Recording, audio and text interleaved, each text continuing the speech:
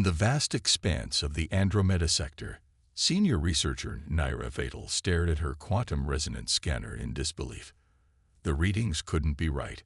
She adjusted her auxiliary sensory tendrils, their bioluminescent tips pulsing with confusion as she recalibrated the instruments for the third time. The signal persisted. "Director Zalmore, you need to see this." Her voice wavered slightly, causing ripples in the ship's telepathic communication field.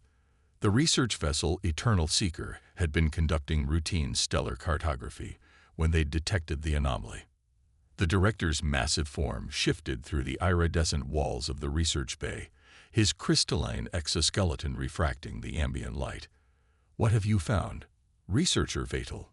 "These energy signatures, they're coming from a vessel constructed primarily of processed iron alloys." She projected the scanned data into the shared consciousness space. "But that's impossible.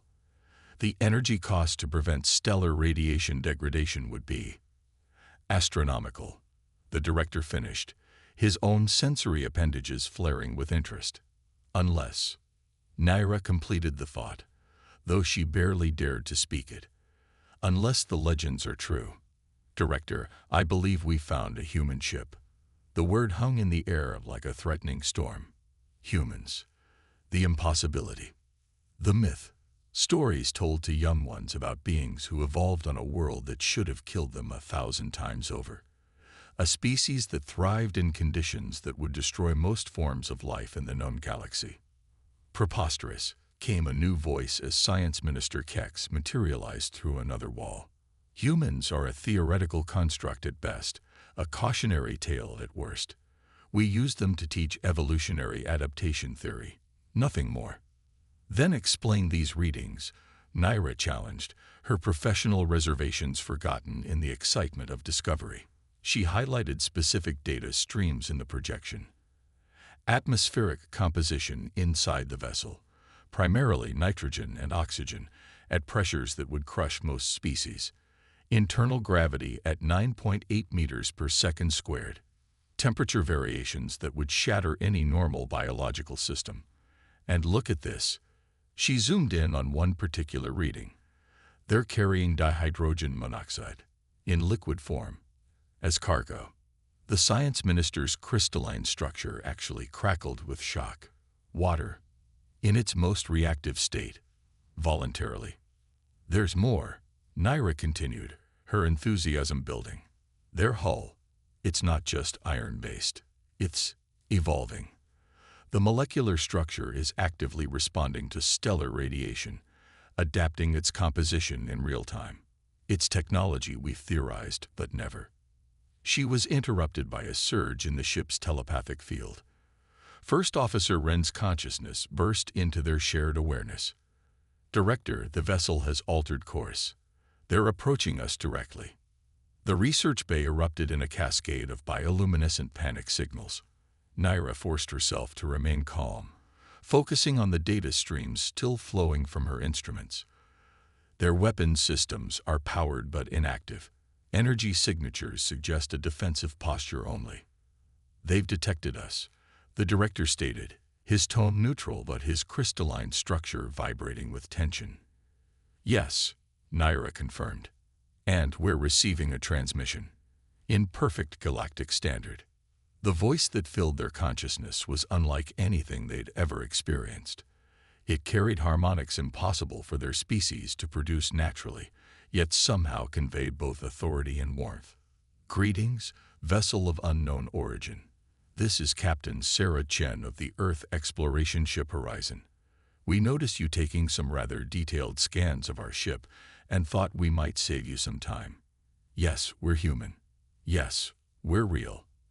And yes, we'd be happy to discuss all those impossible readings you're getting from our ship over a cup of coffee. That's a human beverage made by running hot water through ground seeds.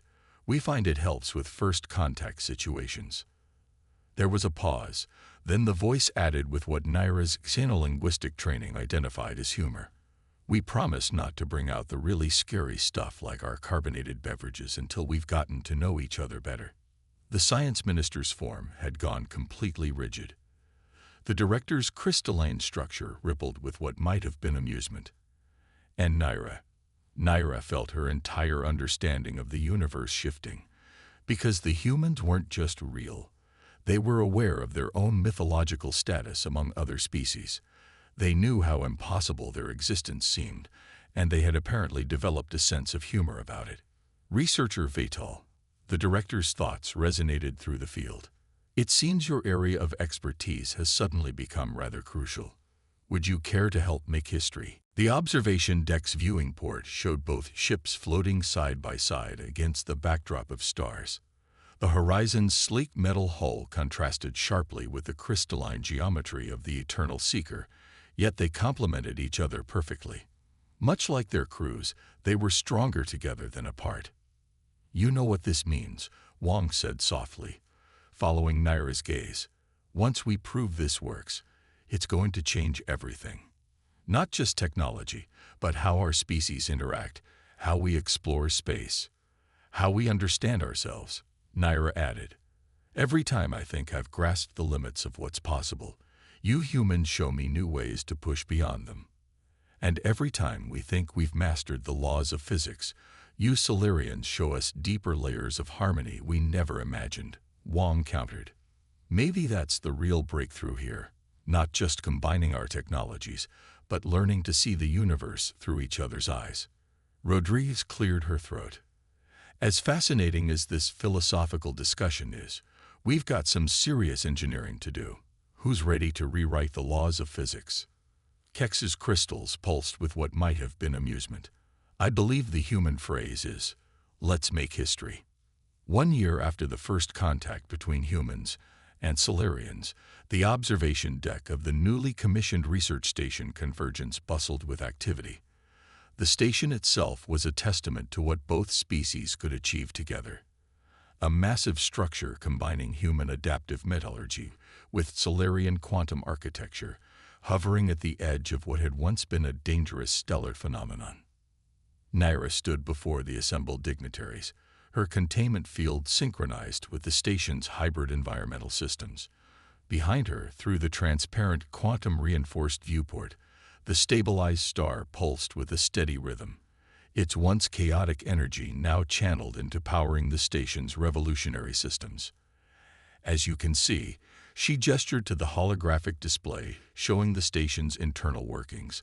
"The integration of human molecular engineering with Solarian quantum harmonics has exceeded our most optimistic projections. The station's adaptive hull doesn't just resist stellar radiation, it converts it into usable energy, while our quantum matrices ensure perfect stability across all systems." Captain Chen, now Admiral Chen, stepped forward. "But the true breakthrough isn't in the technology itself. It's in what this collaboration has taught both our species." She smiled at Naira. The gesture now as familiar as any Solarian crystal resonance. "We've learned that our greatest strengths come not from overcoming our differences, but from embracing them." Director Zalmor's crystalline structure pulsed in agreement. "When we first encountered humans, we thought them impossible. Their biology defied our understanding of life itself. Now we understand that impossibility is merely a limitation of perspective. The hybrid drive systems we've developed," Lieutenant Commander Wang added, having earned her promotion through her work on the project, "are already revolutionizing space travel. By combining human adaptability with Solarian quantum sensitivity, we've achieved faster-than-light travel that's both more efficient and more precise than anything either species developed alone. And that's just the beginning." Chief Engineer Rodriguez interjected, still refusing promotion in favor of hands-on work. "The principles we've discovered have applications in everything from medical technology to environmental engineering. We're seeing human colonies adopt crystalline computing architecture, while Solarian ships are incorporating human-inspired adaptive materials." Science Minister Kex, his initial skepticism long since transformed into enthusiasm, activated a new display. "Perhaps most remarkable is how this partnership has accelerated the development of both our species. Human understanding of quantum mechanics has advanced by centuries, while Solarian biological engineering has been transformed by studying human adaptability." The gathered officials, Both human and Solarian murmured in appreciation as new data streamed across the displays. Trade routes were expanding, scientific discoveries were multiplying, and cultural exchange was flourishing. What had begun as a chance encounter between myth and reality had grown into something neither species could have imagined. But there's something even more significant, Naira continued, her sensory tendrils pulsing with pride. We're seeing the emergence of what we might call a hybrid science, not just human or Solarian knowledge, but a new way of understanding the universe that incorporates both our perspectives. Their technical discussion was interrupted by a startled cry from Kex. The science minister had stopped dead in his tracks, his structure strobing in alarm. Is that liquid water just sitting there in an open container? They had reached the conference room, where a decorative fountain played in one corner. Captain Chen looked embarrassed. "Oh, I'm so sorry. We thought it would help maintain humidity for our comfort, but we can drain it immediately if it's causing distress." No, Director Zalmor intervened, his diplomatic harmonics steadied despite his obvious unease. "We need to learn to adapt to each other's environments, though perhaps we could start with smaller amounts of free-floating liquid." As the fountain was covered and the meeting proceeded, Naira found herself repeatedly amazed by human adaptability. They had taken the harsh conditions of their homeworld and turned them into advantages, developed technology that worked with natural laws rather than trying to overcome them, and maintained a sense of curiosity that rivaled the Solarians' own drive for knowledge. "There is one thing I've been wondering," Captain Chen said during a pause in the discussions. "Your historical records must have some basis for the myths about humans. Where did those stories come from?" Director Zalmor's structure dimmed slightly in embarrassment. "There were encounters centuries ago. Brief ones, poorly documented. A human ship would appear, perform what seemed like impossible feats, and vanish again. Without context, without understanding your biology and technology, those encounters became legends." Chen nodded thoughtfully. "Ah, that would have been during our early expansion period. We weren't ready for full diplomatic contact then. Too busy trying to figure out our own place in the galaxy." She smiled. "But now we're ready to turn those myths into a much more interesting reality." As the meeting continued, Naira's sensory tendrils tingled with excitement. The galaxy had just become a much more interesting place, and she had a feeling this was only the beginning of a fascinating partnership between their species. The warning came without preamble. Naira's sensory tendrils detected the anomaly, just as the horizon systems blared to life. The nearby star, HD 459,871, had begun to collapse, its core destabilizing in a way that defied all predicted models. "That's not supposed to happen for another 7,000 years, Kex exclaimed, his crystalline structure flickering frantically as he analyzed the data. The human and Solarian delegations had been in the middle of discussing potential technological exchanges when the crisis struck. Captain Chen was already moving, her movements swift and decisive. "Rodriguez, status of our stellar containment systems."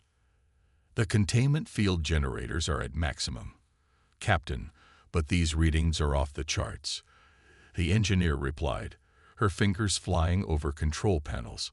"The star's collapse is triggering a cascade effect. If we don't stabilize it soon, it'll take out half the sector." Naira watched in fascination as the humans shifted from diplomatic mode to crisis response. There was no panic, no hesitation, just immediate, coordinated action. Her own species prided themselves on their logical approach to emergencies, but this was different. The humans moved with an almost predatory focus. The Eternal Seeker's quantum fields can help contain the worst of the stellar collapse, Director Zalmor offered, his command harmonics pulsing in sync with Chen's orders. "But we don't have enough power to extend the field around the entire affected space, and our containment systems can handle the radiation, but not the quantum instabilities," Chen mused. Then her eyes lit up with what Naira had learned to recognize as human inspiration. "What if we combine them?" Kex's crystalline structure vibrated with alarm. Impossible. The energy requirements alone would. Actually, Naira interrupted, her scientific tendrils brightening with sudden insight. It could work. The humans' fusion drives produce more than enough power if we could synchronize their containment field harmonics with our quantum matrices. The math works, Lieutenant Wang confirmed, already running calculations. But we'd need to modify both systems on the fly. And the timing would have to be perfect.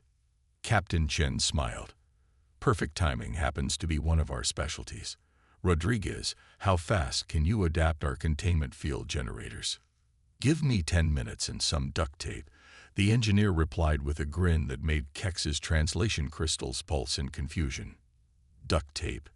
The science minister's structure flickered uncertainly. Trust me, Wang said. You don't want to know. But it works. The next few minutes were a blur of activity.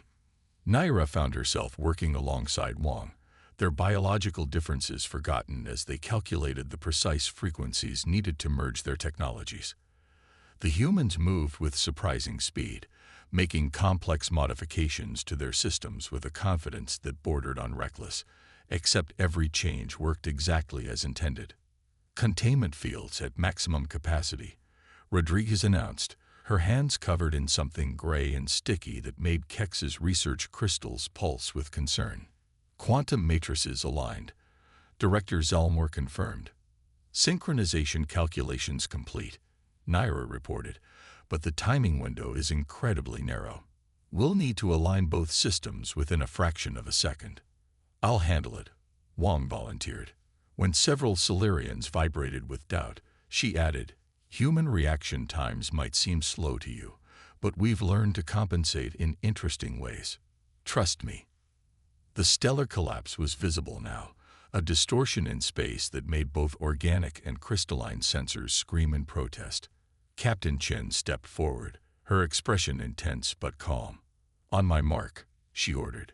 3, 2, 1. Now. Wang's fingers danced across the controls with impossible precision. Naira felt the Eternal Seeker's quantum field surge, reaching out to merge with the Horizon's modified containment systems. For a heart-stopping moment, nothing happened. Then the energies synchronized. A shield unlike anything either species had ever created bloomed into existence, encompassing both ships and stretching toward the dying star. Where Solarian quantum manipulation met human containment technology, new patterns emerge. The shield didn't just hold back the stellar collapse. It began to reverse it. Energy levels are stabilizing, Rodriguez reported, sounding slightly surprised by their success. The quantum disruption is being channeled through the Solarian fields, and our containment systems are handling the radiation bleed-off. It's actually working better than we calculated. Of course it is, Wang said proudly. We're using the star's own collapse energy to reinforce our combined fields. The worse it gets out there, the stronger our protection becomes. Kex's research crystals strobed with disbelief. You planned that? Not exactly, Wang admitted. But we noticed the possibility in the calculations and figured it was worth a shot. Worth a shot. Kex's crystalline form flickered in what Naira had learned was his equivalent of a shocked laugh. You made a split-second decision to modify our synchronized fields based on a theoretical possibility, while we were already attempting an unprecedented technological merger in the middle of a crisis. That's pretty much how we operate, Rodriguez said with a shrug. When Plan A works better than expected, we like to improvise improvements. The crisis lasted another 3 hours, during which the combined crews discovered 4 more ways to improve their hybrid containment system. By the time the star stabilized, both ships had gathered enough data to revolutionize their defensive technologies. More importantly, they had proven that humans and Solarians could work together in ways neither species had imagined possible. As the emergency subsided and the crews began powering down their synchronized systems, Naira noticed something remarkable. The humans and Solarians had stopped maintaining careful distance from each other. Engineers from both species were crowded around displays, discussing modifications and improvements with complete disregard for their biological differences. Even Kex was deep in conversation with Rodriguez, his research crystals pulsing with excitement as they debated the physics of their improvised containment field improvements. Remarkable species, aren't they? Director Zalmor said quietly to Naira. They turn catastrophe into opportunity, fear into innovation, and impossible situations into chances to prove that nothing is truly impossible. Naira watched as Wong began explaining the concept of duct tape to a fascinated group of Solarian engineers, complete with enthusiastic hand gestures. Yes, she agreed, her crystals resonating with newfound understanding. But I think we're learning that we're pretty remarkable ourselves, especially when we work together. In the days following the stellar crisis, the Horizon and Eternal Seeker remained in close proximity, their crews working together to analyze the breakthrough they'd achieved. Naira found herself spending increasing time with Lieutenant Wong, their shared fascination with each other's approach to space travel growing into something like friendship. So you actually feel the quantum fields? Wong asked, her eyes wide with wonder as they sat in the Horizon's observation deck. The space had been modified to accommodate both species, with containment fields for the Solarians and standard atmospheric conditions for the humans. Not exactly feel, Naira explained, her sensory tendrils pulsing thoughtfully. It's more like, imagine if your bones could sense gravitational waves. Our crystalline structure naturally resonates with quantum fluctuations. We don't so much navigate faster than light travel as we harmonize with it. That's incredible, Wong breathed. No wonder your species developed quantum technology so early. You literally evolved with an innate understanding of it, just as you evolved with an innate understanding of something we find terrifying, Naira pointed out. The way you manipulate reactive chemicals in hostile environments. It's like watching someone dance through a supernova and enjoy it. Wong laughed. I suppose it's all a matter of perspective. You know what amazes me most about your species? The way you think. You don't just process information. You experience it. Your whole body becomes part of the calculation. Their conversation was interrupted by Captain Chen's voice over the ship's comm system. Lieutenant Wong, Researcher Vital, please report to engineering. Chief Rodriguez has something she wants to show you both. They found engineering buzzing with activity. Rodriguez stood at a central workstation, surrounded by floating holographic displays showing complex mathematical models. Kex was there too, his crystalline structure vibrating with what Naira recognized as barely contained excitement. Good, you're here, Rodriguez said, gesturing them over. Remember how we synchronized our containment fields with your quantum matrices during the crisis? Well, we've been analyzing the data, and she paused dramatically. We think we can do better. Much better. The mathematical models suggest, Kex continued, his scientific harmonics pulsing rapidly, that we barely scratched the surface of what's possible when we combine our technologies. The human's ability to manipulate matter at a molecular level, combined with our quantum resonance capabilities. We think we can create a new type of hybrid drive system, Rodriguez finished. One that doesn't just travel through space-time. It harmonizes with it, just like you described, Naira, but with the power and adaptability of human engineering. Wong studied the displays, her expression growing increasingly excited. The energy efficiency would be incredible, and the navigation precision. We could plot courses through quantum states that neither of our species could manage alone. There's more, Kex added.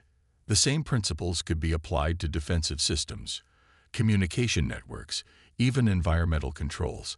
We wouldn't just be combining our technologies. We'd be creating entirely new fields of science. Naira's sensory tendrils tingled as she absorbed the implications. The crystalline resonance patterns would need to be precisely calibrated to human biological rhythms. We'd have to develop new mathematical models just to describe how the systems would interact. Exactly. Rodriguez beamed. That's why we need both of you. Wong, your understanding of human engineering principles combined with Naira's insight into quantum harmonics.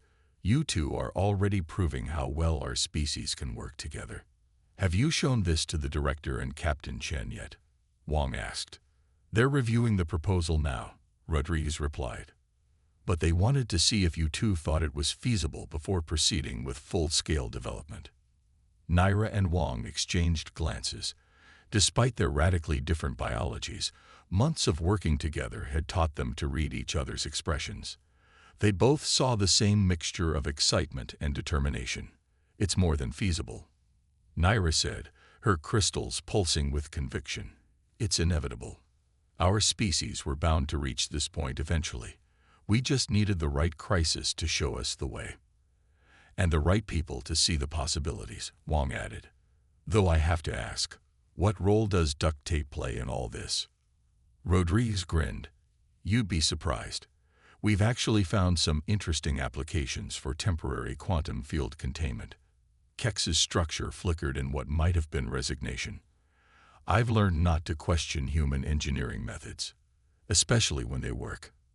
As they dove into the technical details, Naira reflected on how much had changed. Just months ago, humans had been considered myths by her people. Now she was helping design technology that would revolutionize both their civilizations.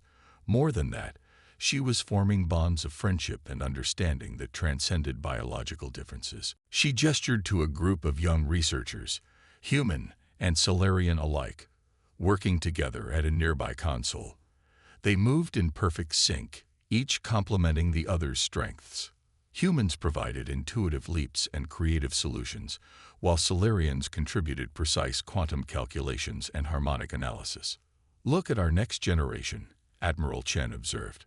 They don't see impossible barriers between our species. They see opportunities for synthesis, for growth, for discovery. They're asking questions neither of our species would have thought to ask alone. And finding answers neither of us could have discovered independently, Director Zalmor added. The myths our people held about humans weren't wrong. They were simply incomplete. Yes, humans can survive in conditions that would destroy most life forms. Yes, they can achieve what seems impossible through sheer determination. But what the myths missed was humanity's greatest strength. Their ability to turn differences into advantages, to find harmony in contradiction. Just as the myths about Solarians missed their greatest strength, Admiral Chen countered. Your crystalline nature isn't just about physical structure. It's about your ability to resonate with the fundamental forces of the universe, to find patterns in chaos and order in complexity. Naira activated the final display, showing the plans for the next phase of their collaboration. A fleet of hybrid ships designed to explore the unknown reaches of the galaxy. Research stations that would push the boundaries of both their sciences. Training programs that would prepare the next generation of human and Solarian explorers to work as one. 1 year ago, we thought we had reached the peak of our capabilities, she said. We believed we understood the limits of what was possible. Then we discovered that the impossible was simply waiting for us to learn how to see it differently. As if to emphasize her point, the star behind them pulsed with a new pattern, one that would have been destructive a year ago, but now powered the very systems that kept it stable. Human engineering and Solarian quantum harmonics working in perfect sync, turning a crisis into a source of endless potential. The galaxy is vast, Admiral Chen concluded, and there are undoubtedly more impossibilities waiting to be transformed into opportunities. But now we face them together, not as separate species, but as partners in discovery. And that, Director Zalmor's crystals pulsed with certainty, is the greatest discovery of all.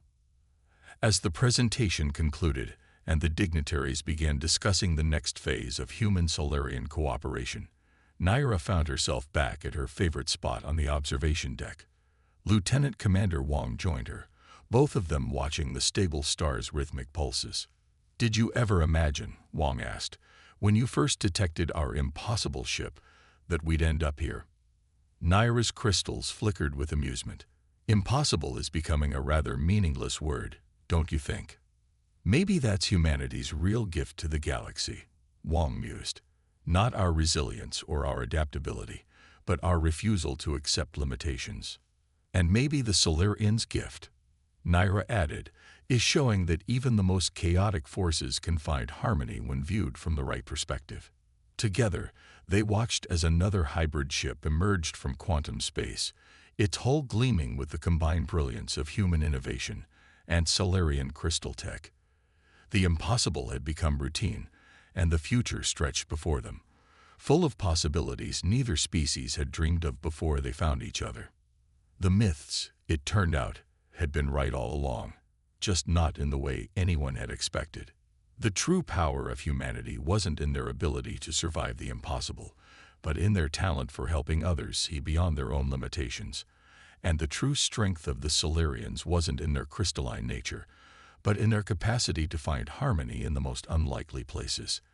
Together, they had written a new myth, not about the impossible, but about the power of partnership to transform the very boundaries of reality itself.